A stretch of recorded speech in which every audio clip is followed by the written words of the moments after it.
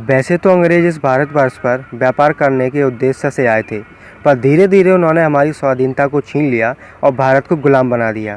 भारत पर अंग्रेजी हुकूमत ने कब्जा तो कर लिया, पर यहाँ के सवर्ण और ऊंची जातीय लोगों ने सिर्फ अंग्रेज़ों का ही विरोध क्यों किया, जबकि उनके पहले मुग़ल, खिलजी, महमूद गजनवी, मोहम्मद गौरी कई मुग़ल सल्तनत आई, जिन्होंने भारत को गुलाम ही नहीं बनाया बल्कि लोगों पर भी अत्याचार किए, जिनके लिए उन्होंने यानी कि सवर्णों ने, ऊंची जात वालों ने या ब्राह्मणों ने उनकी हुकूमत को नहीं ललकारा, कोई आंदोलन नहीं किया, क्योंकि वो अच्छे से जानते थे कि अंग्रेज़ दबे कुचले लोगों के हिमायती थे। वे उन लोगों के लिए कुछ करना चाहते थे और उन्होंने किया भी, जिसके चलते सवर्णों ने अंग्रेज़ों के खिलाफ बगावत की। हक अधिकार उनका वर्चस्व खत्म ना हो, इसलिए उनके द्वारा दिए गए हक अधिकार दबे कुचले, अस्पृश्य, अछूत, दलित और महिलाओं के हित में थे, जिसके कारण उन्हें उस समय अपने आप को प्रूव करने का मौका मिला और महिलाओं को सम्मान। ब्राह्मण समाज ऐसा नहीं चाहता था कि उनके सामने अछूत सिर उठाकर खड़े हों, उनके कंधे से कंधा मिलाकर चलें। यही वजह थी कि साइमन कमीशन का भी विरोध बड़े पैमाने पर किया। आइए जानते हैं उन अधिकारों के बारे में जिनके कारण दलित, अछूत और महिलाओं को सम्मान और उनके हक मिले, और जानते हैं ब्राह्मणों द्वारा चलाए गए उनके खिलाफ क्रांति और आंदोलन की वजह को। अंग्रेज़ों ने 1795 में अधिनियम 11 के द्वारा शूद्रों को संपत्ति रखने का कानून बनाया। मनुस्मृति के अनुसार उन्हें धन रखने का हक नहीं था। 1773 में ईस्ट इंडिया कंपनी ने रेगुलेटिंग एक्ट पास किया, जिसमें न्याय व्यवस्था समान थी। 1804 में अधिनियम 3 द्वारा कन्या हत्या पर रोक अंग्रेज़ों ने लगाई।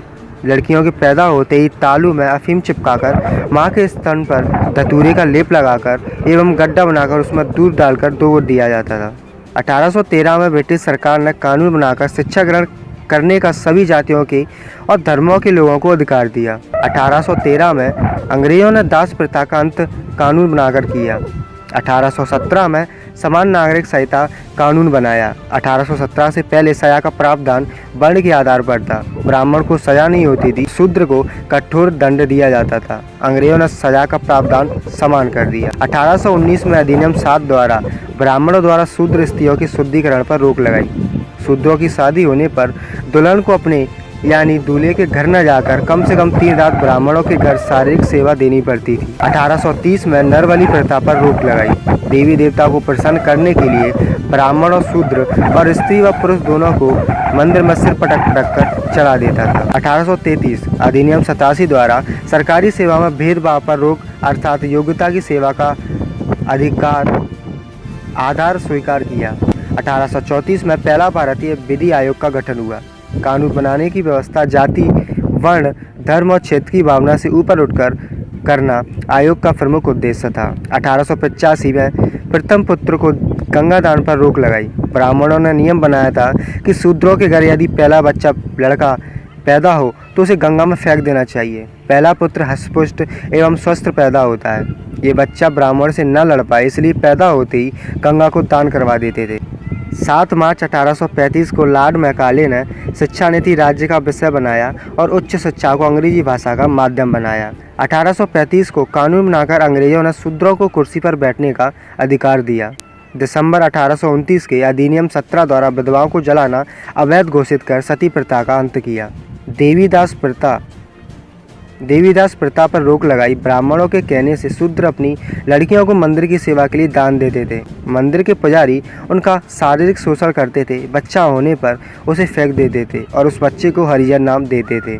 1921 को जातिवार गणना के आंकड़े के अनुसार अकेले मद्रास में कुल जनसंख्या 4 करोड़ 23 लाख थी, जिसमें 2 लाख देवदासियां मंदिरों में पड़ी थी। ये प्रथा अभी भी दक्षिण भारत के मंदिरों में चल रही है। 6 अक्टूबर 1860 को अंग्रेजों ने इंडियन पीनल कोड बनाया। लॉर्ड मैकाले ने सदियों से जकड़े शूद्रों की जंजीरों को काट दिया और भारत में जाति, वर्ण और धर्म के बिना एक समान क्रिमिनल लॉ लागू कर दिया। 1863 में अंग्रेजों ने कानून बनाकर चरक पूजा पर रोक लगा दी। आलीशान भवन एवं पुल निर्माण पर शूद्रों को पकड़कर जिंदा चुनवा दिया जाता था। इस पूजा में मान्यता थी कि भवन और पुल ज़्यादा दिनों तक टिकाऊ रहेंगी। 1871 में अंग्रेजों ने भारत में जातिवार गणना प्रारंभ की। ये जनगणना 1941 तक हुई। 1948 में पंडित जवाहरलाल नेहरू ने कानून बनाकर जातिवार गणना पर रोक लगा दी। 1872 में सिविल मैरिज एक्ट द्वारा 14 वर्ष से कम आयु की कन्याओं एवं 18 वर्ष से कम आयु के लड़कों को विवाह वर्जित किया। बाल विवाह पर रोक लगाई। अंग्रेजों ने महार और चमार रेजिमेंट बनाकर इन जातियों को सेवा में भर्ती किया। 1892 में ब्राह्मणों के दबाव के कारण सेना में अछूतों की भर्ती बंद हो गई। 1918 में साउथबरो कमेटी को भारत में अंग्रेजों ने भेजा। ये कमेटी भारत में सभी जातियों का विधिमंडल कानून बनाने की जो संस्था थी, भागीदारी के लिए आई थी। साहू जी महाराज के कहने पर पिछड़ों के नेता भास्कर राज यादव ने एवं अछूतों के नेता डॉक्टर भीमराव अम्बेडकर ने अपने लोगों को विधिमंडल में भागीदारी के लिए मेमोरेंडम दिया। 1919 में अंग्रेजों ने ब्राह्मणों के जज बनने पर रोक लगा दी और कहा कि इनके अंदर न्यायिक चरित्र नहीं होता। 1927 को अंग्रेजों ने कानून बनाकर शूद्रों के सार्वजनिक स्थानों पर जाने का अधिकार दिया।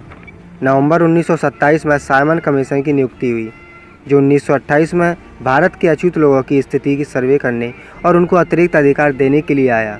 भारत के लोगों को अंग्रेज अधिकार न दे सके, इसलिए इस कमीशन के भारत पहुंचते ही गांधी और लाला लाजपत राय जैसे कमीशन के विरोध में बहुत बड़ा आंदोलन चलाया, जिस कारण साइमन कमीशन अधूरी रिपोर्ट लेकर वापस चला गया। इस पर अंतिम फैसले के लिए अंग्रेजों ने भारतीय प्रतिनिधियों को 12 नवंबर 1930 को लंदन में गोलमेज सम्मेलन में बुलाया।